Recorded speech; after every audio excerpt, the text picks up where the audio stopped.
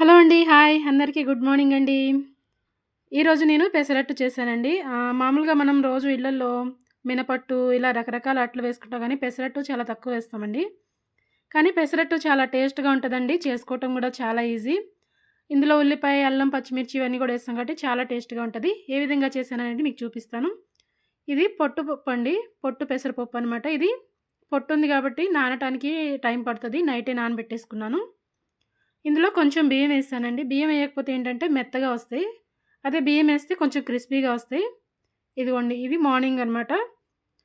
నేను ఇదంతా మిక్సీ జార్‌లో వేసేసుకొని మెత్తగా పిండి పట్టేసుకున్నాననమాట.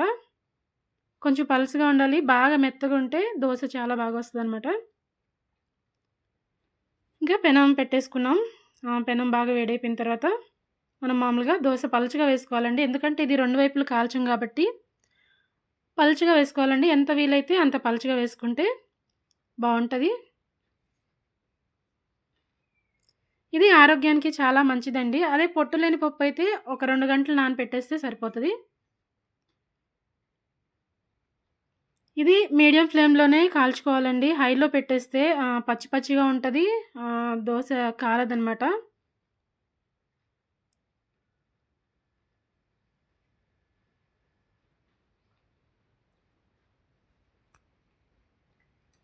పెసర గుళ్ళైనా సరే నైట్ నానబెట్టేసుకోవాలండి. పొట్టు ఉంటది కాబట్టి నానటానికి టైం పడతది.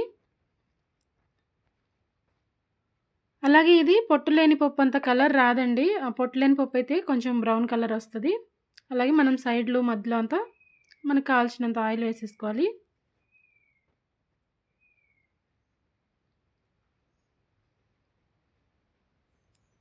అలాగే ఇక్కడ నేను ఇదిగో పచ్చిమిర్చి, అల్లం, అలాగే ఉల్లిపాయ, కొత్తిమీర, కరివేపాకు సన్నగా తరిగి పెట్టేసుకున్నానండి. ఎంత సన్నగా వీలైతే అంత సన్నగా తరిగేసుకుంటే బావుంటది.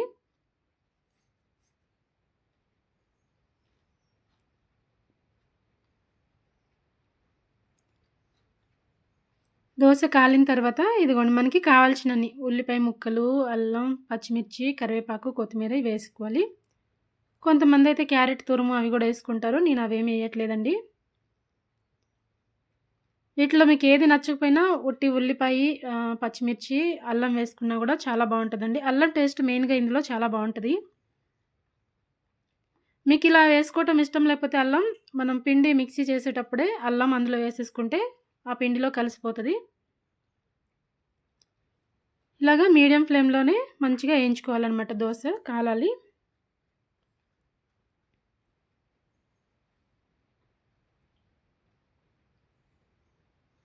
చూసారు గదా! చక్కగా కాలిందనమాట.